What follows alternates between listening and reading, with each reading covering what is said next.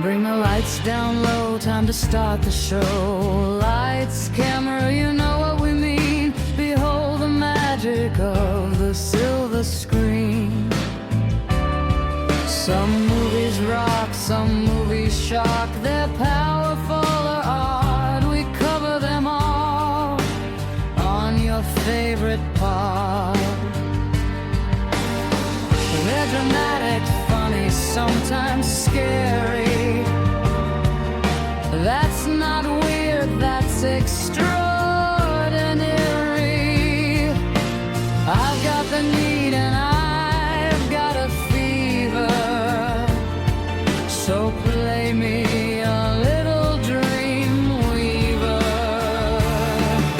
Life moves pretty fast, some will fizzle out, some movies last. I understood there would be no math. It's the 30-something movie podcast.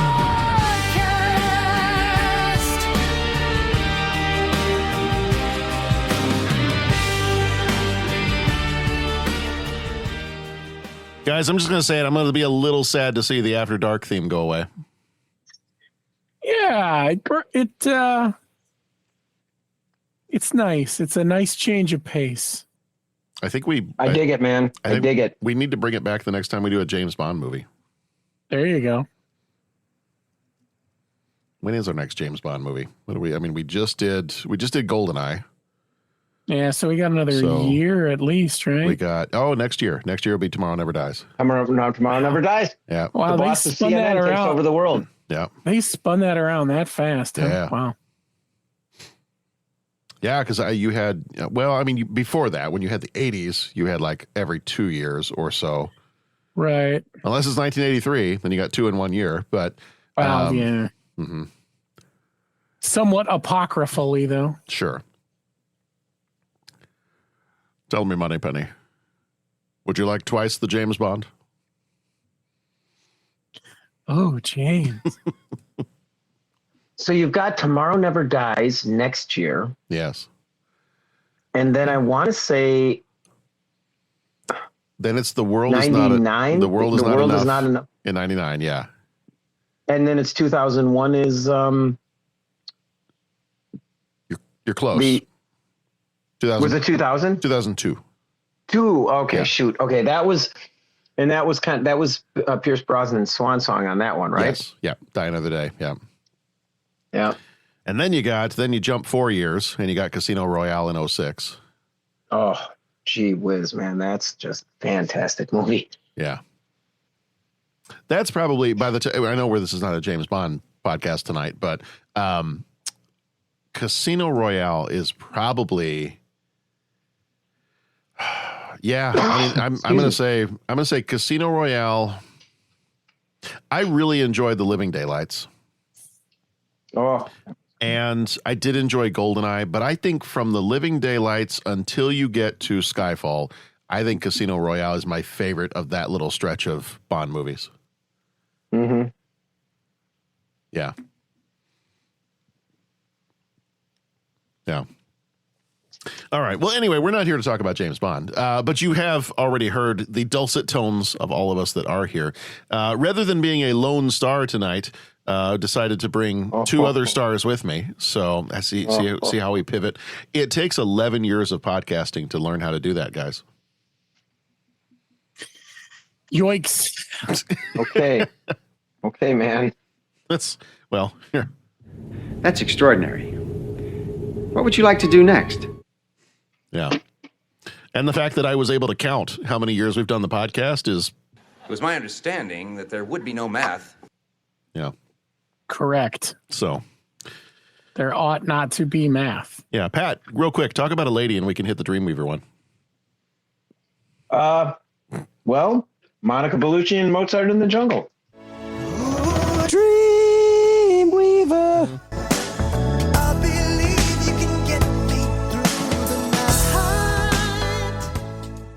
All right. So whatever sportsbook app is betting on us, I don't know if we've hit the over-under on how many drops we can do in less than a minute, but we have succeeded, whatever it is. Indeed.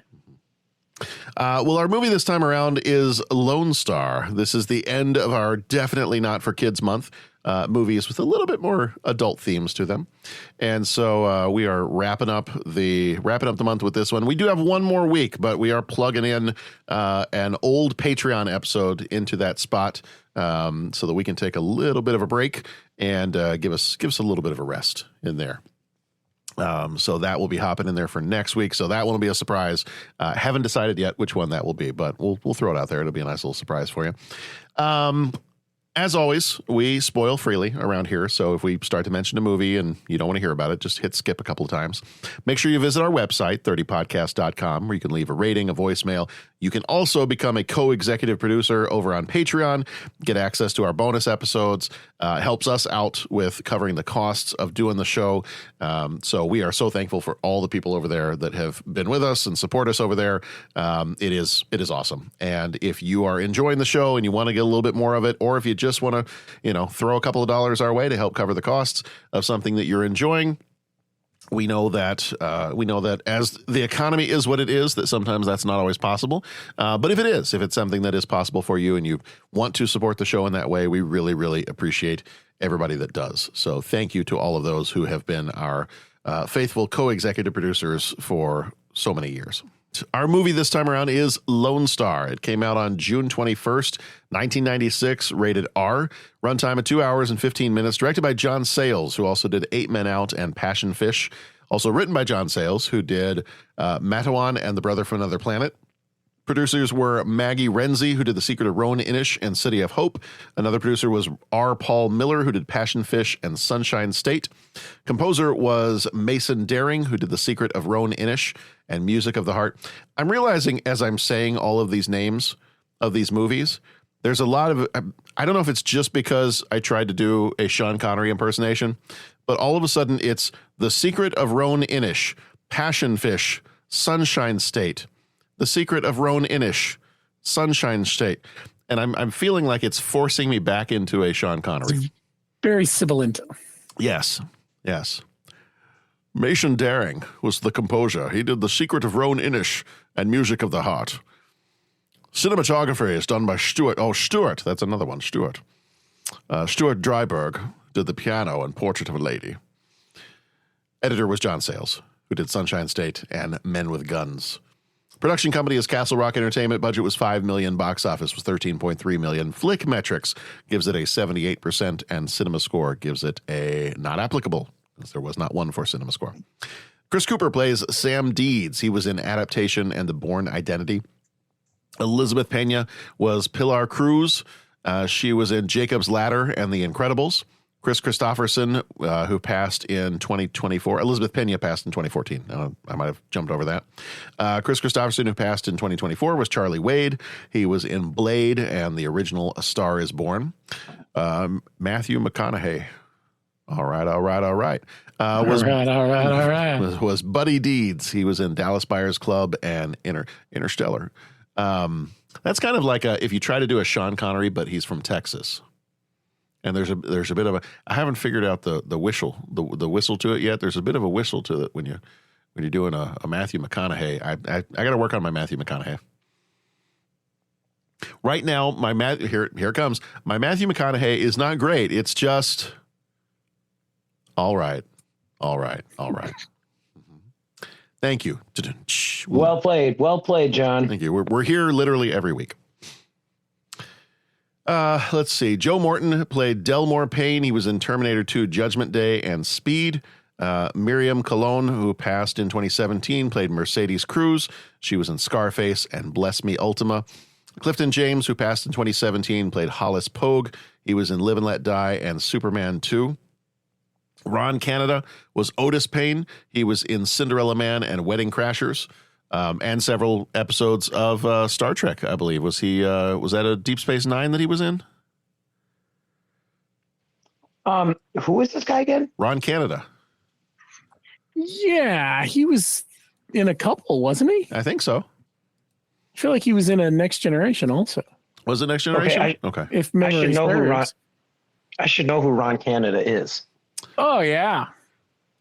So he was, let's see, Yes, I know who he is. Yeah. He the was Echo Popper for. Yeah, Echo Papa, right? No. No, not Echo Park. What was that thing with the weird? That was the thing he sold, right? No. You're thinking of what was his name from? Oh, and he was in. You're thinking of People versus Larry Flint. Yeah. Yeah. Shoot, we didn't bring that up. That's okay. You're thinking of Vincent Schiavelli. Yes. Yeah. Yeah. All right. So what is he in? So 'Cause I Ron would've Canada. said Next Gen. But Yeah. So Ron Canada, he was actually in a bunch of things. So it says Ron Canada was in Star Trek: The Next Generation, 5th season episode, The Masterpiece Society. And he was in Deep Space Nine. You were right about that. He but was in Deep Space both. Nine, Rules of Engagement, and he was also in Yep. Star Trek Voyager episode Juggernaut. There you go. Yeah. Yeah, he's all over the place. Ah. Yeah. I mean, this guy's got 156 credits on IMDb. I mean, he's not fooling around. Yeah. It says on here, too, if it's on the Memory Alpha page, it says he was a leading candidate for the role of Martok on Deep Space Nine, but he lost out to his friend J.G. Hertzler. Oh, wow. He would have been great, but JG's amazing. Yeah. Yeah. That Martok character. It's kind of hard that to. voice is just Yeah. perfect. But he didn't he play the Klingon in Deep Space Nine? The Rules of Engagement, wasn't that when Worf Yes. fired early but they were setting him up? Yeah. Worf, I think Worf pulled a Han Solo and fired first. Yeah. Yeah. Oh, I'm sorry. That statement just caused a war. I'm sorry. I would have thought our viewership would be pretty united on that front. Oh, our viewership is. I like if somebody new is here and they're like, oh my goodness, they crossed the streams between the Trek and the Wars. Yes. Yeah. Yeah. I got nothing. Yes. For that. And don't. Hey, I'm just. as the kids say, don't come at me because I got my 2 Chadichas right here. That. Oof. Wow. Yeah. It got real in a hurry. I just want to know, can the Enterprise take a Star Destroyer? Would that, who would win? That's what keeps me up at night. Because Chadichas get Steeches. John, I've got no comment. I don't think I have anything for that. I don't know where we've gone. We've entered a semi-unstable wormhole, and I'm not sure where we came out on the other side. The weirdest thing is, this is not even a Star Trek podcast that we're doing. We're talking about Lone Star. It's probably about the furthest thing from Star Trek you could possibly get. But yes, Ron Canada is Otis Payne. He was in Cinderella Man and Wedding Crashers and a lot of Star Trek. Frances McDormand is Bunny. She was in Fargo and Nomadland. Tony Plana was Ray. He was in Ugly Betty and Three Amigos. And LaTanya Richardson Jackson was Priscilla Worth. She was in The Fugitive and U.S. Marshals. So director John Sayles often works with a pretty regular stock company of actors and crew. The producer, Maggie Renzi, that we mentioned, is one of his, actually his long-term life partner and has produced nearly all of his movies. But a lot of other people he's worked with in other movies. One of the things I really liked, and we'll talk more about this as we get into the movie, is I like the way that this movie does transitions.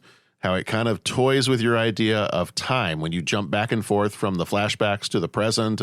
You don't do it by any kind of like fading in, fading out. You don't do it with any kind of blurring or, there's no like diddle-a-doo, diddle-a-doo, diddle-a-doo, diddle-a-doo to show that you're, doing a flashback or something like that. I like how the camera almost like goes in a circle. And then as you leave one part of the circle, then suddenly you're back in the present or you've gone back in time or whatever. I really kind of like how he uses the camera and the movement of the camera to show that you're moving from, one time to another. Time travel. Mm-hmm.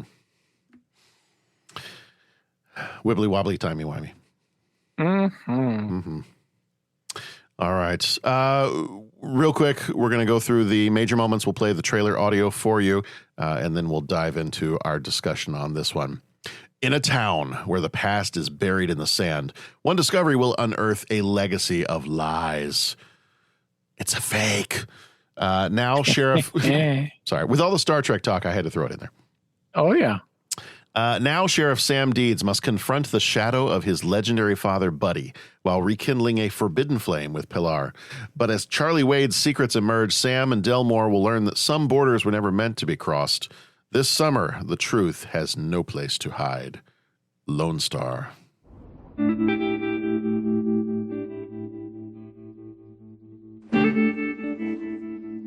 40 years ago, under Sheriff Charlie Wade, Rio County was as corrupt as they came. That Sheriff Wade, he could get ugly. Then, Buddy Deeds showed up. How about you lay that shield on this table and vanish? You're a dead man. They called him a legend. He was a unique individual. They called him a champion of justice. The day that man died, they broke the damn mold. His son is about to find out the truth. Follow me. I'm Sheriff Deeds. Sheriff Deeds is dead, honey. You just Sheriff Junior. We found a body out by Fort McKenzie yesterday.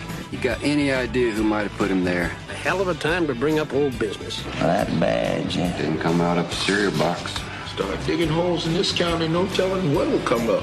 You two saw it, didn't you?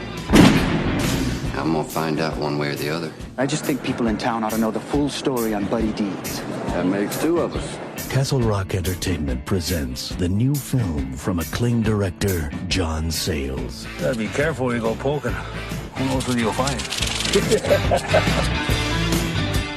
Lone Star.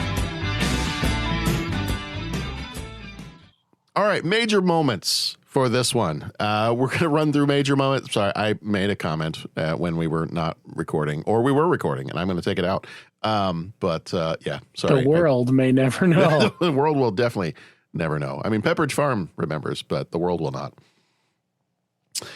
So in our major moments here, there is a skeleton in the sand. It all starts when a couple of Army sergeants find more than just old brass at a firing range. They find a skull, a mason's ring, and a Rio County Sheriff's badge. The only thing they don't find is a copy of the Declaration of Independence that they can pour lemon juice on and heat up with hair dryers.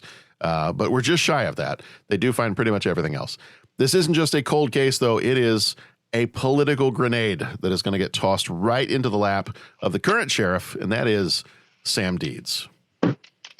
So Mr. Deeds goes to the desert, and we learn that he is, as he's starting to investigate this, he's stuck living in the shadow of his late father, Buddy Deeds, a man the town basically treats like a saint and a hero. The discovery of this skeleton, which eventually forensics will confirm is the quote-unquote disappeared tyrant sheriff Charlie Wade, and this threatens to then flip the script on Buddy's heroic origin story, as we will come to find out. We see that the town Frontera is a pressure cooker of racial tension when the old school white power structure is kind of losing its grip a little bit. There's a lot of different groups of people here, and they're not all getting along with each other. Between the Tejano, black, white communities, everybody's got a different version of what the good old days are. And Sam is the only one that is actually looking for the truth in between all this. Sam runs into his high school sweetheart, Pilar Cruz, and the sparks are definitely still there. However, we find out that their teenage romance was crushed by their parents, Buddy Deeds and Mercedes Cruz, for reasons that felt a little bit more intense than just they're too young. Colonel Delmore Payne rolls back into town to run the Army base, but he's carrying a massive grudge against his father, Otis Big O Payne. Otis runs the local black nightclub. When a shooting happens there, it forces a tense standoff between military law and community roots. Through some flashbacks, we see just how much of a monster Charlie Wade really was when he was sheriff. He wasn't just corrupt, he was a murderer who shook down everybody in town, eventually killing Pilar's father, Eladio Cruz, in cold blood for not paying taxes on his smuggling operation. As Sam digs deeper, literally and figuratively, he realizes his hero father wasn't exactly a Boy Scout either. He finds evidence that Buddy used prison labor for personal projects and forced people off their land to create a lake, conveniently landing himself and his buddy Hollis some prime lakefront property. The investigation takes a personal turn when Sam finds old love letters. Turns out Buddy didn't just have a professional relationship with the town, he had a secret long-term affair with Mercedes Cruz, the very woman who fought to keep Sam and Pilar apart. The truth finally comes out. Charlie Wade did not abscond with the money. In 1957, Wade tried to execute Otis Payne at the nightclub. Hollis Pogue, his deputy, shot Wade to save Otis's life. Buddy arrives just in time to help them bury the body and use the stolen $10,000 to set Mercedes up with her restaurant. In a heavy final twist, Sam shows Pilar a photo proving that Buddy was actually her biological father, making the two lovers half-siblings. So, faced with a history built on lies and a future they can't change, Jamie and Cersei decide to bury the past for good and stay together anyway. What's old is new again. You know, sometimes you say you've got a real like May-December romance. This is a real Luke-Leia romance. Yes. Yeah.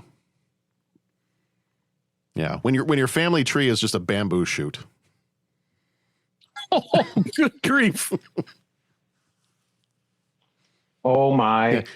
Yeah, my. Your family tree is a cactus. Yeah. So I'm sure we have plenty to talk about. So shall we grab some shovels and start digging up the skeleton as we go into our deeper thoughts? And now, Deep Thoughts. I have an opinion on this matter. Don't mince words, Bones. What do you really think? I like it a lot. Wow. It's very deep. Thank you. I mean, it does give new meaning to brother from another mother. Yeah. I mean, usually that's not implied that you have the same father, but yeah. I got nothing.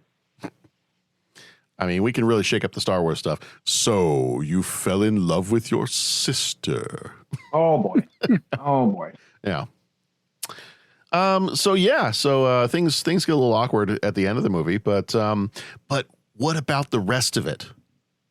What about the rest of the movie? How does the rest of the movie shake you up until you get to that very last part where we find out some of the twists and turns here? When was the first time you saw this movie? We'll start with that. For this podcast. Oh, okay. So this was first time viewing. Yeah, I had never heard of this movie before it made it on our list. Same here. First time viewing, first time hearing of it. So I had heard of this one and I thought I had not seen it. And then I started watching. I was like, no, this is familiar. And then as I'm getting through the movie, I'm like, oh, yeah, this is familiar too. And then as I'm getting further in the movie, I'm like, oh, yeah, I remember this. Mm-hmm. Oh, okay. Yep. Nope. Definitely remember this. At what point did you remember they were related? And you're like, oh, yeah. It was about 2/3 of the way through the movie. Mm. And I was like, I remember there's some kind of a twist here. Like when they started to get back together again, I'm like, there's some kind of a twist here. But then, oh, yeah. Nope. That's what the twist is. Yeah. So kind of a funny story behind this one. I have known about this movie, and I think I must have watched it. This might have been another one that was either during college or just after college. But my kind of funny story, not haha funny, but coincidental funny, is I think when I was a sophomore or junior in high school, my dad had a business trip down to Austin, Texas. And so he had said, hey, I'll take you out of school for a couple of days if you want to come with me. If you want to take a look at the campus, if this ends up being somewhere you want to think about going to school, then come on down. We'll take a look at it. We'll just have a fun, long weekend down in Austin. And who am I to say no? So unlike an idiot, I absolutely said yes, and let's go. And so I remember that trip. That trip was so much fun. Like we ended up in part of Austin. There was one of my dad's work friends was like, hey, I just heard this Mexican restaurant is opening up like tomorrow, but they're doing like a special event today. Let's go check it out. We go to this place. The food is amazing, and they're basically just handing it out for free. It's like Nice. It's like kind of a soft open, but instead of actually having their tables set up, they set it all up like buffet style. And they're like, yeah, come on in, get as much as you want, and then tell us how you feel. Like, tell us how much you like it. And I was like, okay. Yeah. So I'm like, I will twist never my arm. Right. And so, between that and this was also, I think I've mentioned this one before. This is also the trip where we're driving down the street and we happen to go past the basketball arena for the University of Texas. And my dad slams on the brakes and parks, I think, in a fire lane. I don't think it was an actual parking space. My dad was not a small person. I don't recall any time in my life actually seeing him run, except when he slammed on the brakes to the car, put it in park, got out, and ran to the box office of the basketball stadium at the University of Texas, because on the electronic marquee, it had said, tonight in concert, ZZ Top, opener George Thorogood and the Destroyers. Nice. And so he ran up and he got tickets for us. And so we went to go see that concert. The way this gets to Lone Star is, and I looked it up, I was like, yeah, absolutely. This would have been about the time Lone Star might have been in, let's say, like a second run theater or something like that. I remember one of the days that he had some meetings. So basically he gave me some money and said, here, walk around the campus, have fun. And so I'm walking around the University of Texas campus, just checking things out. I remember going into a store to get like a Coke or a Gatorade or something. And when I go into this store, it's in this little building that also has its own kind of a little bit more artsy, like 1 or 2 screen theater inside of it. And I vividly remember the poster of Lone Star where it's got the skull in the middle of the sheriff's badge on the poster. I remember that poster and thinking, well, that looks cool. If I got time, maybe I'll go see it. Didn't have time, didn't end up watching it. But I remember years later when I did actually pick it up and watch it, it like clicked and I was like, that's the one I saw the poster for when I was down in Austin. And it would have been about the right time because we were there May of 1997. So if this came out like summer of 96, figure about a year or so later, it's probably in second run theaters, like doing another like college campus run, especially down in Texas. So I knew of this one. I don't recall exactly when I finally watched it, but this was, I'll say this is the second time I had seen this movie. So initial reactions before we really kind of dive into it. Did you like this movie? Yeah. It was a slow burn for me, though. I felt like it took a while for me to get into it. But when it was all done, I did. Thought it was they told a good story. Yeah, what was interesting to me about this one was it felt like kind of like a slow burn, like a short story, almost like more like a written short story that's being told slowly and like letting the characters do their thing and not in sometimes the kind of quick way that a movie does. Mm-hmm. So that's kind of like, I could tell there was a difference in maybe the editing, the pacing, just the way it was written. And as I mentioned before, I think the way that we transitioned from the different time periods, when you go back in time and then back to the present, it wasn't like we're not fading from one to the other. We're not blurring the lens, from one to the other. We're just kind of, the camera is just making a little bit of a circle. Mm-hmm. Where time is kind of a circular thing here. I totally hear you. The transitions were amazing. Yeah. And you're right. It was a slow burn, but there was a lot of different stories to follow. I almost kind of felt like it was, and I'm going to mess it up because I know of these, but I don't know that I've watched them all, but it was like some of those mini series where it just follows a group of people, you know what I'm saying, from a town. Uh-huh. Yeah. Well, yeah, I'm basically describing the show, or the movie. But like I've seen these shows, and I don't know, was This Is Us one of them? I don't know, and it follows groups of people that just like this, they maybe their lives intersect in some way, shape, or form, but they're not all like, living in the same house or doing everything together. It's like the story will just kind of hand off to different groups of people. I really liked it. And I was always like, okay, how is this all going to like fit together? How are all these people going to come together?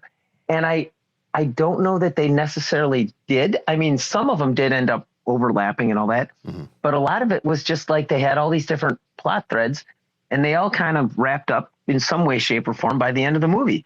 But they didn't all, at least how I remember it, watching it the first time, just a couple days ago, it's not like they all necessarily came together into one big event, right? Like a lot of it just kind of stayed separate. Yeah, it felt, and especially the way the editing was done and the filming was done a little bit differently. It has a little bit of a Pulp Fiction kind of feel to it, because you've got separate stories being told, and at different points they kind of intersect with each other.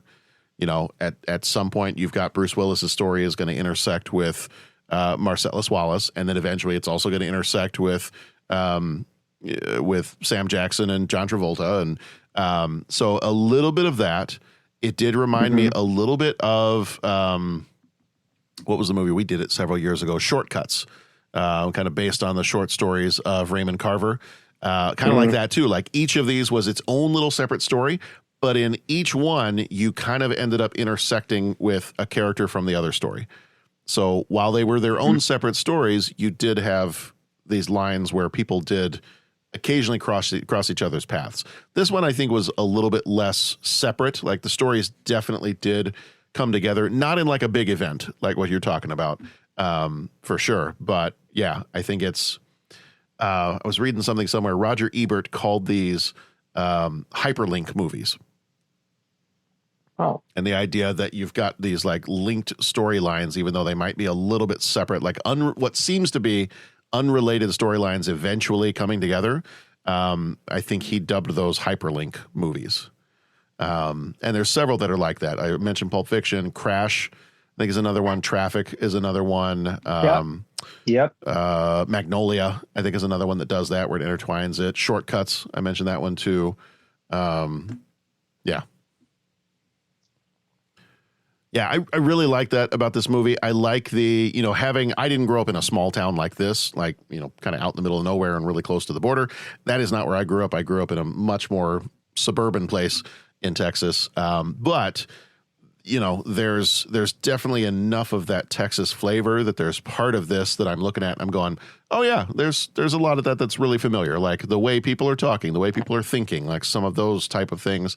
I'm like, oh yeah, that's pretty familiar with either, you know, where I grew up or family that I grew up around or thoughts and beliefs and things like that people would have had. So yeah, there's a lot of that feels very familiar in some ways, whether that's good or bad. That's your field and you're sticking to it. Yeah. Yeah. The one thing, I think the scene that kind of ties the whole movie together, if you were to say like, here's the movie. If the movie were a room and the scene were a rug. Yes. It ties it all together. Here's the movie in a nutshell. What am I doing in this bloody big nutshell? Why am I? Yeah. If you were to do that, I think you've got the conversation between, and this is familiar ground for some of us that work in the teaching world. You have that scene where you've got the parents and the Board of Education arguing about the curriculum. Yes. And what's being taught in the history classroom. And I think that is the scene that is setting you up for the rest of the movie. Yes. And I thought that scene was, it was so great and kind of brings to what I was saying. That wasn't necessarily the main part of the movie, but it was so well done. And it was such, I think, like you described it, or maybe in the synopsis, it described it as kind of an undercurrent that was running through the movie as a whole. And I thought that scene was just handled so well. Yeah. Yeah, that was really good. So it's kind of I think this movie tries to kind of tackle that same kind of idea when you have arguments about like how to teach history or how to look at history, because you have a lot of people that are very, very locked into, oh, this is how I was taught the way things were, and that's the way things are. And no, you can't go back and change history. Mm-hmm. Well, it's not so much that we're changing history. I think we're changing the way history is written about, or whose account of history we're using, because, you know, I know in school being taught several different times, that a lot of times history is written by the people who win. And so we don't tend to get accounts from the people who lose because their stuff is not saved as readily and easily as the people who win. So I think now, I think a lot of an attempt in teaching about history is to try to give a balanced approach to things. So what I think is really interesting, like I almost want to treat this movie, as I'm watching this movie, I'm like, this might be now one of my favorite teaching movies. And I don't think of it as a teaching movie, but I'm watching it this time around and I'm like, this is actually a really good teaching movie because, and especially now that I'm back in the classroom teaching history, I'm looking at it like the way this movie approaches things is there's this thing called the great man theory. And the idea of the great man, have you guys heard of that one before? Mm-hmm. Yeah. So Pat, you want to enlighten us with the great man theory? Are you trying to use the final drop? No. Oh, okay. Well, I mean, you feel free. Oh, I was just going to say, it's basically the great man theory is that history is driven forward by these amazing genius level, like almost superhuman historical figures. You know, it's the people like the George Washington, the Leonardo da Vinci, all these, Henry VIII, all these people. And I realize I've just listed, a bunch of Western European people, or American people. But the idea is history was pushed forward by great men or great figures. And that was something that was also kind of a recent thing. When I say recent, I mean like 1800s. That was something that was kind of pushed starting in the 1800s. And we're swinging the other direction. Like we're trying to kind of look at it as, well, wait a minute though. Is it just these quote unquote great men that are pushing history forward? Or is it also, it has to do with changes in climate, changes in culture, changes in economy, changes in inventions? Can you also tell history from the bottom up rather than the top down, and get maybe a clearer picture of what's going on? And so basically that's that. The great man theory is history is pushed forward by great men who have these great events like George Washington winning the American Revolution and, kicking off the United States and modern democracy. That's just one example. You have the legend of the Alamo. They mentioned that several times in this movie.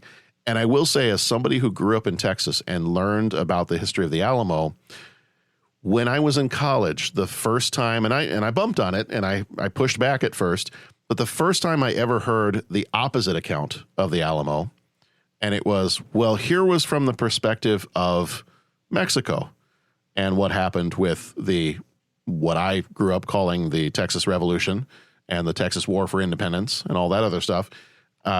As I heard some opposing viewpoints on that, I was like, oh, okay. So there's a bit more of a larger picture going on here. And it's, not that I don't want to say I have necessarily stopped completely, but I won't necessarily post up things. I used to post up things like on Facebook and other spots when it would be Texas Independence Day, like March 2nd, Texas Independence Day. And I was like, hey, it's Texas Independence Day. I love Texas Independence Day. And I would post stuff up. But then I remember like having people I had gone to school with, and even now former students that I've seen, posting some things online. And I'm like, ooh, maybe I don't necessarily want to post, I'm having a happy Texas Independence Day, because looking at the other side of this, there is a more complete story that shows that's not the people we look at and go, those are heroes. We can hold them up on this high pedestal because those are heroes. No, they're people. Like, they're human beings. They're not heroes. They did good things. They did bad things. And I think as a history teacher right now, that's one of the things that I'm trying to make sure I do with my own classes is I don't want to focus so hard on here's all the bad, terrible things. Here's all the wars. Here's all the stuff we've done throughout history. I want to try to balance it with, yes, people do good things. People also do bad things, because people's is people's. Okay. But people's is not necessarily infallible heroes that we should hold up and not ever examine with a magnifying glass. I'm going to step off the soapbox because I've been talking for a while.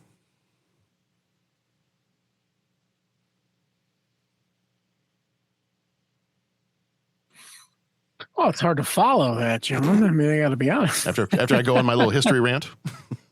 Yeah. Yeah. I mean, it's hard to argue with Texas Independence Day. That is also true. Yeah. But I think that's one of the things I really like about this movie is it is trying to show you, and it shows you in a bunch of different ways. Like you have the African-American family, you have the conversation about the natives. And you have the conversation about the Mexican families or Spanish or, whatever, the different sides kind of telling their story. And you have this whole story of, Buddy Deeds, and he's a hero, and we have a statue of him in town. And, here's this guy that is, in everybody's eyes, this guy was infallible. This guy was amazing. This is great. Everybody should look up to him. His son should look up to him and say nice things about him at the dedication of this plaque. Whereas the son has a slightly different take. He's like, yeah, okay. So you guys saw this guy. That's not the guy I saw at home. And now as we're unraveling this crime, he's starting to think, oh, have I found stuff that's even worse about, hero Buddy that the people in the town don't even know about.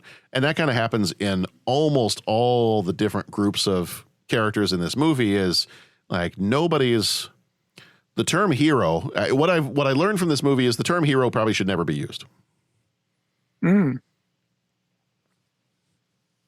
Because it's all subjective. Yes. And a hero and is you probably right. And you probably are looking at someone calling them a hero and you don't know the full story. Because it's hard to know everything about anyone. Correct.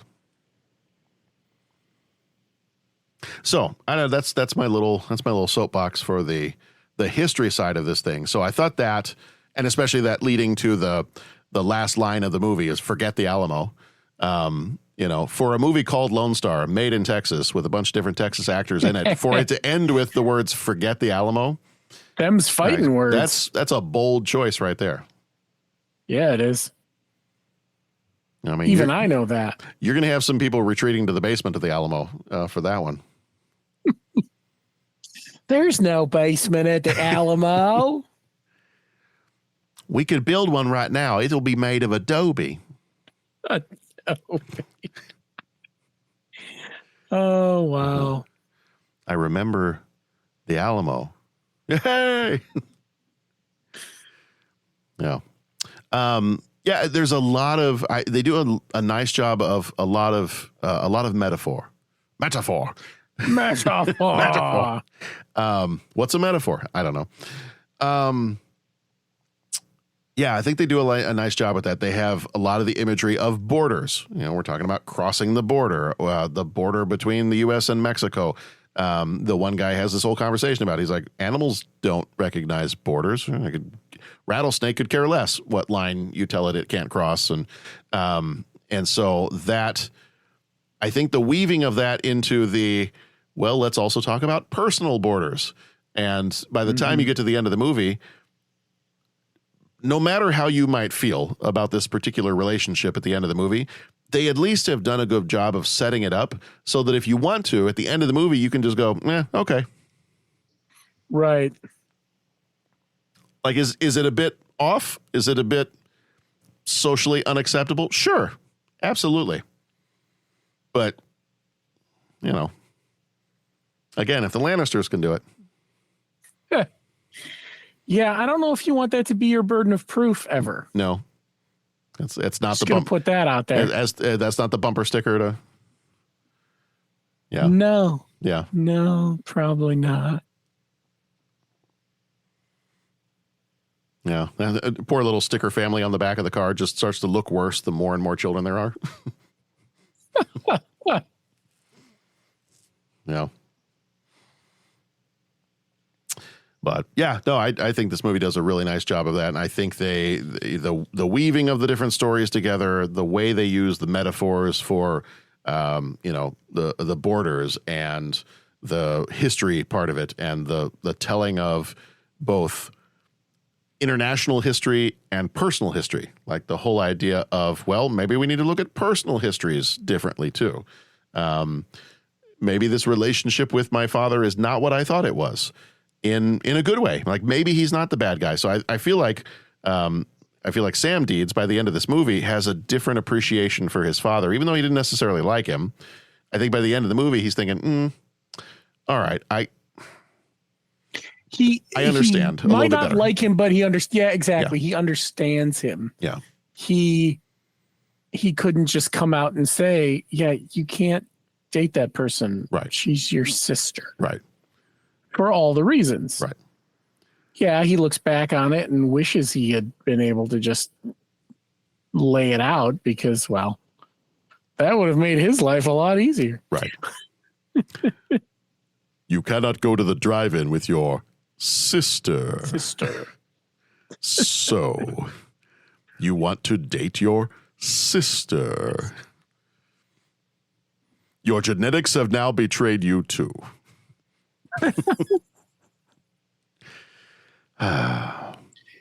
And, you know,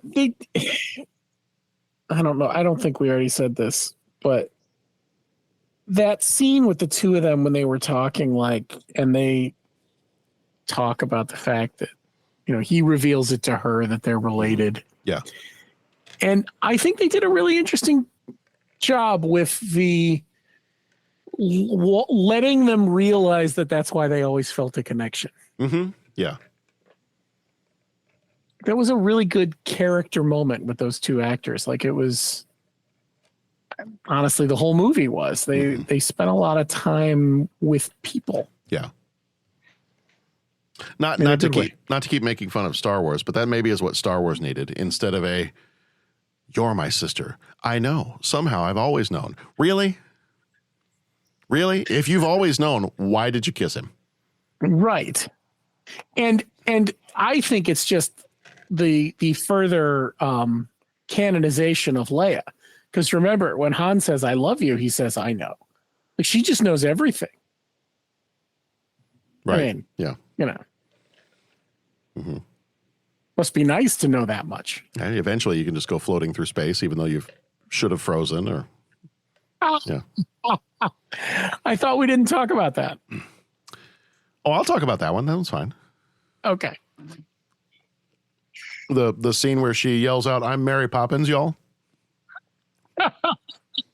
Yeah. That was that yeah. one, right? Mm-hmm. Yeah. Is Mary Poppins cool? Yeah, Mary Poppins is cool. I'm Mary Poppins, y'all. I'm Mary Poppins, y'all. Yeah. All right, we got to talk for a second because there are some amazing actors in this movie too. Let's just start off with Chris Christopherson. Yes. Dude's awesome.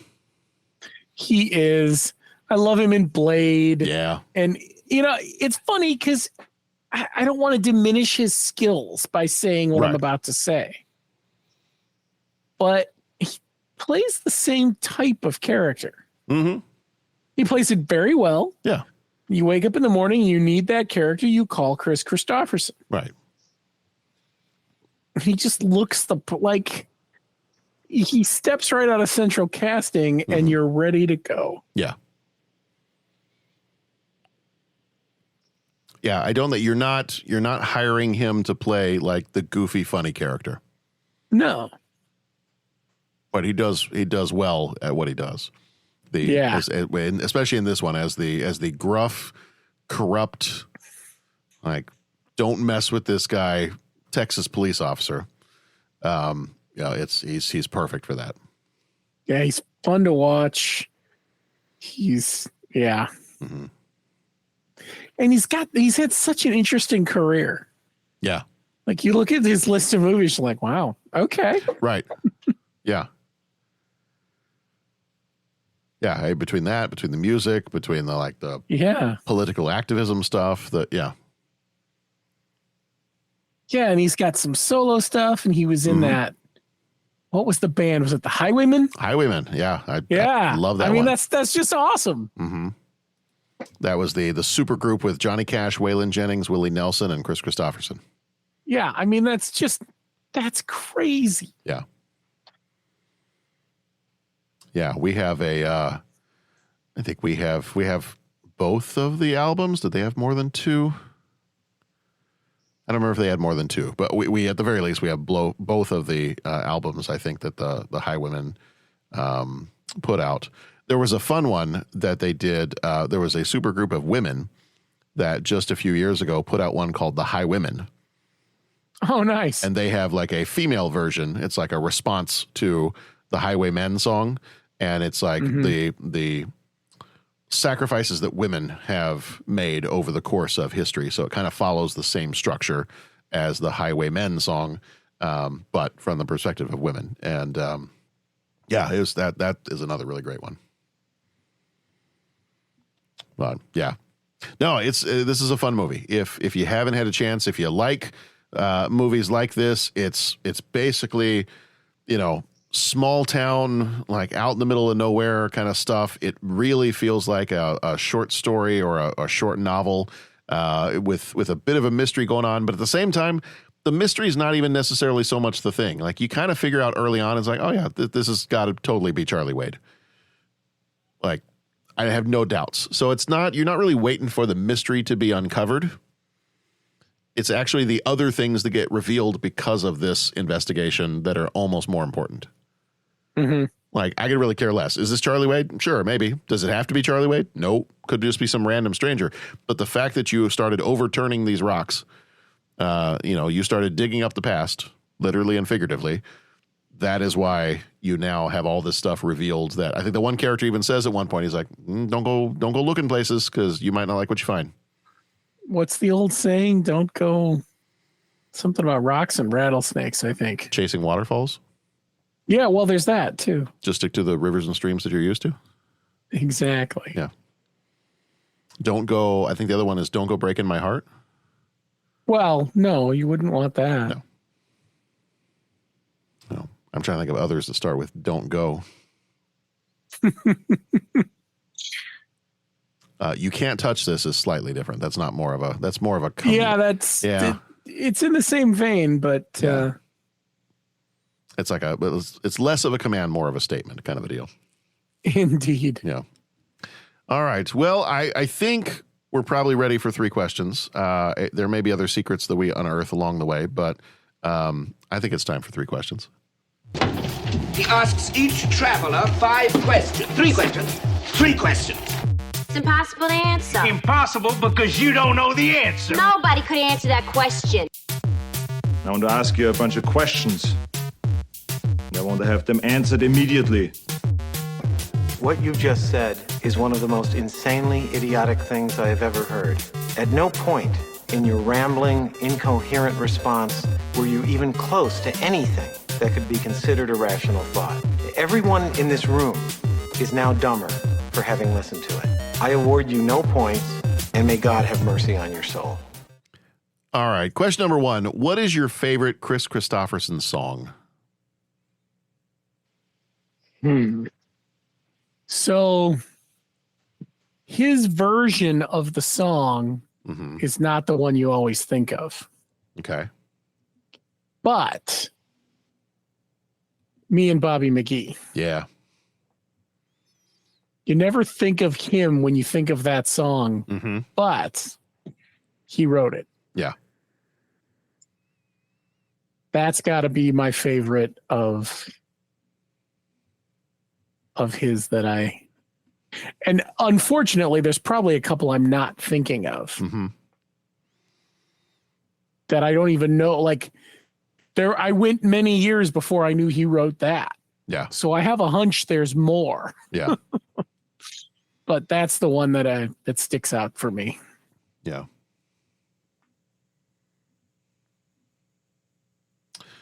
There's a few. Yeah. The Me and Bobby McGee, To Beat the Devil is another one of his that I like. One of the other ones I've listened to several times. Loving Her Was Easier Than Anything I'll Ever Do. It's been a while since I've listened to some Chris Christopherson. So I actually I should have gone out to my son's car He has a CD player in his car, and at one point he was just good boy randomly buying like country CDs, and he's like, "What should I buy?" And I was like, "I don't know. What are you in the mood for?" And he told me a couple things, and I was like, "All right, I'm going to take the kind of stuff you enjoy, and I'm going to knock you back like 3 decades, and 3 or 4 decades, and give you some old school stuff." And I think I might have told him to either go buy, or I gave him a copy of a Chris Christopherson like greatest hits, maybe a Merle Haggard greatest hits. But anyway, I think he's got the Chris Christopherson one in his car. So I was going through that. I was doing a little bit of searching just to kind of remind myself, because it's been a little while since I've listened to some Chris Christopherson. I'm going to cheat a little bit because it's not really his song, but I'm going to do the Highwaymen. There you go. And there's several songs off of that album that I'd go straight to that. I know it's not just him, but there are some just awesome songs on that album.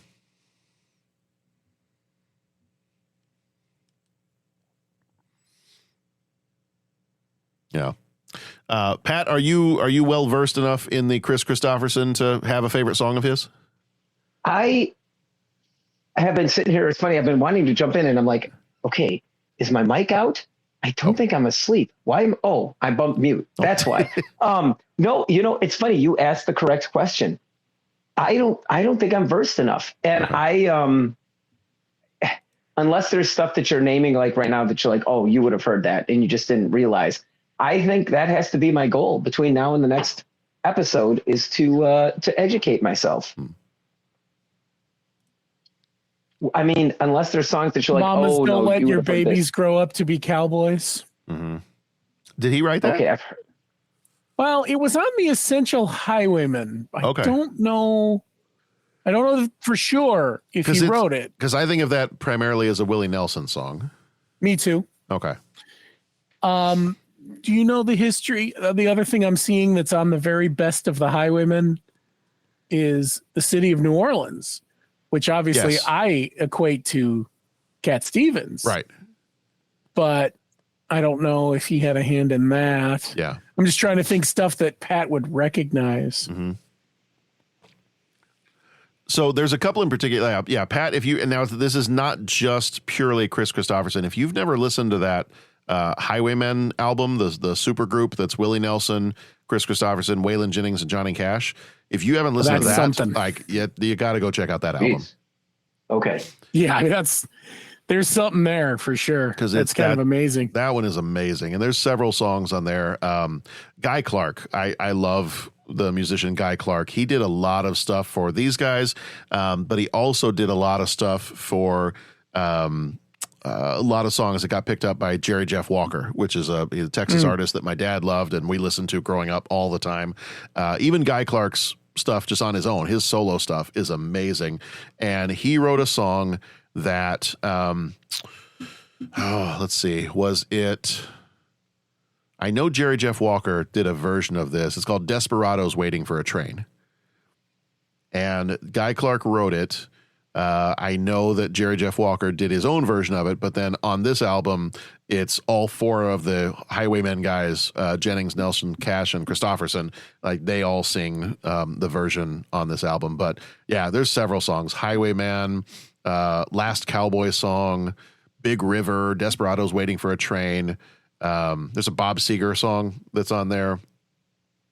Yeah, it's a fun album. So yeah, if you have not had a chance to listen to that one, I definitely would go check that one out. But like I said, it's not purely Chris Christopherson, but it is still outstanding. Nice. Well, I have a place to plant my flag now. There you go. That's what she said. Mm-hmm. Oh, If she's an explorer, sure. All right. Question number 2. I think this one will definitely be an easy enough one for all of us to answer, or maybe not. Question number 2. What is your favorite Mexican food? Oh, for crying out loud. I know. Well, I tried to keep it simple. Like I could have gone a million different directions with this. I'm going to keep it simple, and I'm going to say, when made just right, just a simple tamale. Yeah, a good home. You cannot beat a good homemade tamale. Yeah.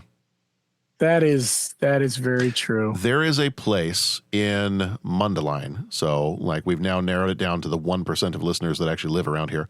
There is a place in Mundelein that I think their hours are a little wonky, but it's in like a little strip mall, and it's called Diana's Tamales.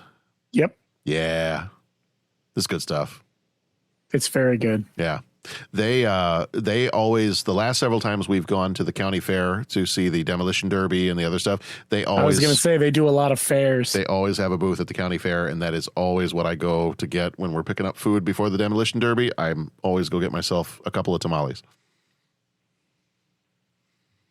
Yeah. I am a sucker for a well done quesadilla. Yeah, that was Nora's answer too. Her immediate answer was quesadilla. So simple, but I like them thick. You like loaded up with. You like them real thick and juicy? I do. Yeah. Mm-hmm. Loaded up real thick with cheese and chicken. On the Border used to do a spinach quesadilla that was really good. But as simple as a quesadilla is, it's also easy to mess up. Yeah. Because it's all about the ratios. Mm-hmm. For example, the spinach quesadilla from On the Border. I had one once, and this is I have been ridiculed for the statement I'm about to make. I ordered a spinach and mushroom quesadilla. Yeah. That had way too much spinach in it. Oh, okay. Now, I know that sounds ridiculous, but the ratio was wrong. Because you're supposed to taste the other things, the cheese and all it was spinach. Your matter antimatter intermix was off. Exactly. Yeah.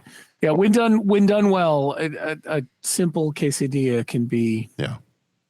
I will do a shout out to the lovely empanada as a close runner up, because I do love me an empanada. There's in Highwood, Mean Wiener. Yes. There's a mean empanada. Which oddly enough, you wouldn't think that a hot dog place, but the tacos and empanadas are pretty good. That menu is ridiculously large. Yeah. Like you have one whole, and for those who are listening to me while I gesture, picture like walking into a standard taco or hot dog restaurant. And the menu board you might see, maybe it's 8 feet wide. But picture 2 of those. There's an 8-foot wide board of tacos and tamales and things. And then there's another 8-foot menu board of hot dogs and burgers and French fries. How they pull all this stuff out of that small little kitchen, I probably don't want to know. But gosh darn it if it isn't good. And it makes choosing what to eat there a challenge. Right. Because you want, I'm going to Mean Wiener. I'm going to have a hot dog. And then you walk in and you're like, maybe I'm not. Maybe not. Yeah. Yeah, that's a challenge. Yeah. I'm going to have to, all these places you've named, I have not been to either. And I think I need to go. Like now. Yeah. I think I need to go there and just wait until they're open.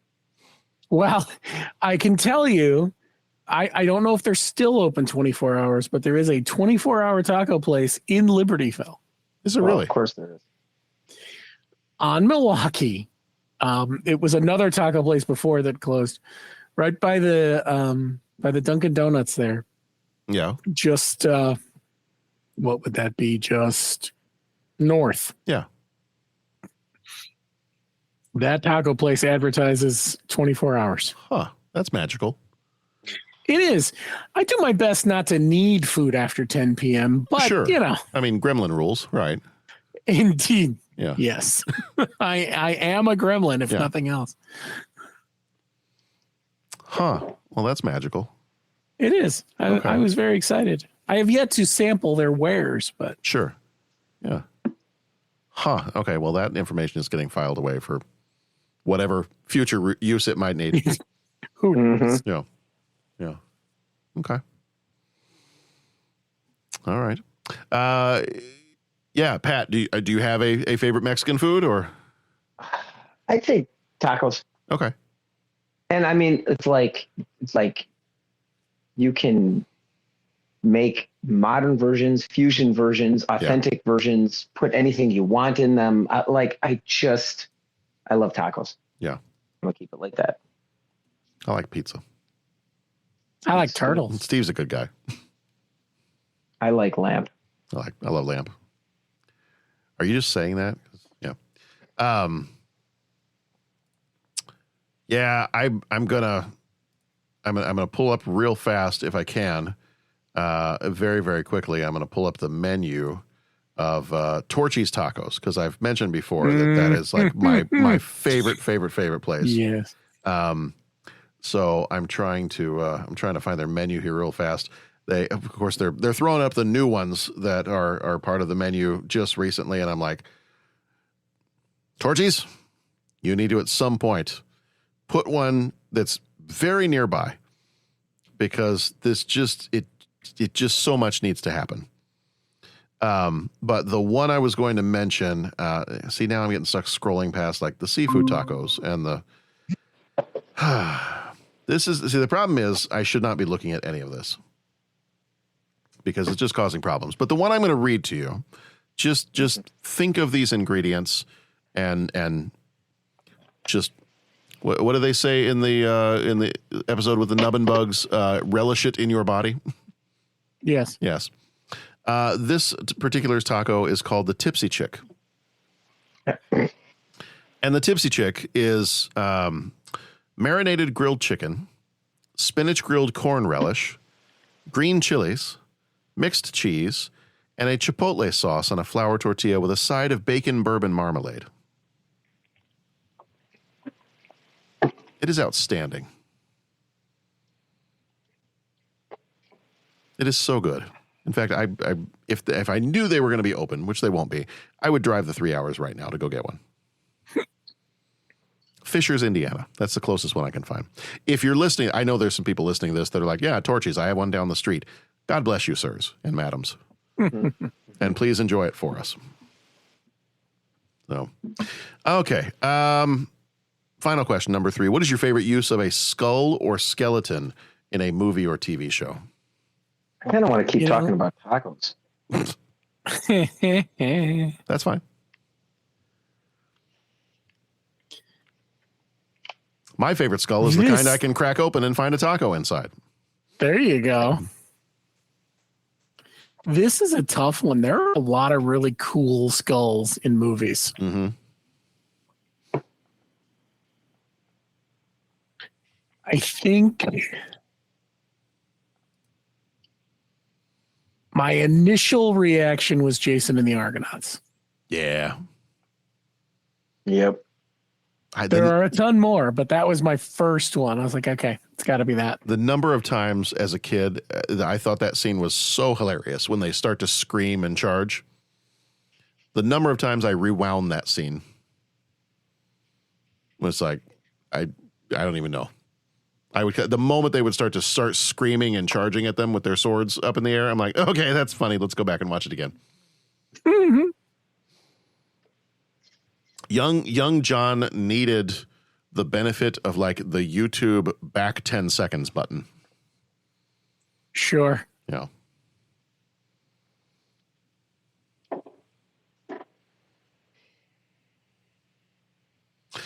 I mean, I got to say, for me, there's several different options.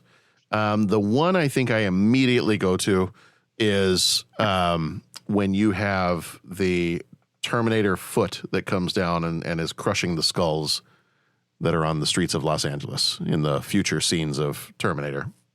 Terminator 2, I think it is, when you get the scene and there's just like all the skulls on the ground and you have that metal foot come down and just crush some of them. Or even the Terminator skull itself, like the T-800 exoskeleton skull.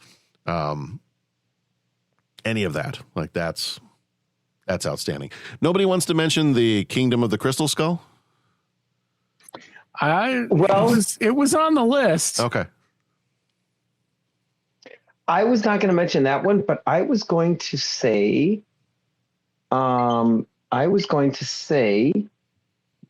what was I going to say? Indiana Jones and the Raiders of the Lost Ark. You've got some skulls and some semi-skulls in the opening. Yeah. Of that, and then you've got when he was in the Well of the Souls. Yeah. And that skeleton, they like fall onto her. Yeah. And she's screaming and all that, and it's like, is that thing really reaching out for her, or did it just fall on her, or what? So I think you've got some great skulls on that one. Yeah. There's the scene in Man of Steel where he's kind of in the dream world where he and Zod are talking, and all of a sudden they've got the black suits on, and all of a sudden he starts sinking into the field of skulls outside the farmhouse in Kansas. Of course, Army of Darkness. There's plenty of skulls there. Mm-hmm. Yep. Live and Let Die. Yeah. Baron Samedi, I believe is how you pronounce it. Yeah, Baron Samedi. Yep. You got the fun scene in Predator where he's like it rips out the skull and then he's like polishing it and cleaning it up. Yeah. Mm-hmm. Did we say Indiana Jones in the Last Crusade? He chose Last Crusade. Yep. Poorly. He chose poorly. Mm-hmm. The Black Cauldron. Yes.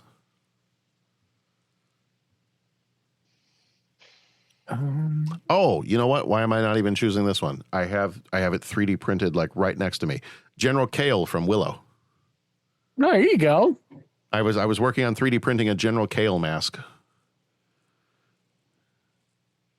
So far, I have the skull part done. I gotta work on the rest of it, but that might be the one I go with. I think I go with that one.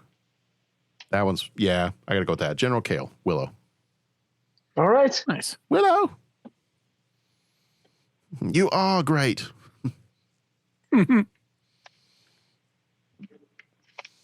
right. Well, I think we've covered. Have we covered everything we need to cover with between Mexican food and skulls and everything? Yes. Everything in between. Making us hungry. I think So the lesson here is we can go talk about skulls while we need to find a restaurant that has like Day of the Dead kind of decor that plays Chris Christopherson songs and serves delicious Mexican food. Mm-hmm. Yeah. Oddly enough, I feel like that sounds like the kind of like weird mixture of things you would find at the Mean Wiener. Yes. So we need to catch them on Chris Christopherson Day. Yes. Which is like Rex Manning Day, but not the same. But not the same. No, it is not. Yeah. It's like Rex Manning Day, but there's a lot less ruffles. All right. That's going to do it for Lone Star. And that just about wraps it up for our Definitely Not for Kids month. It at least wraps it up for the Definitely Not for Kids movies. We will have another surprise secret movie that's coming next week. So you'll find that out when we hit Wednesday and a new episode drops in your feed there. In the meantime, if you want to go back and hit up any of the other ones we've covered this month, this week was Lone Star. Last week was People vs. Larry Flint. We did Sleepers. We did Bound before that.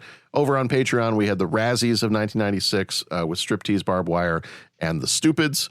And we are, like I said, next week we will have a surprise episode for you. And then after that, we are going from the Definitely Not for Kids month to one that I'm kind of proud of myself for thinking of and coming up with. The month of May for us on the 30-something movie podcast will be called Pre-Prequel Parts.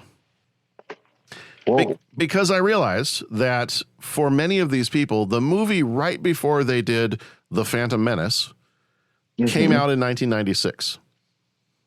And so in 1996, we had, here's the ones we're covering next month in Pre-Prequel Parts.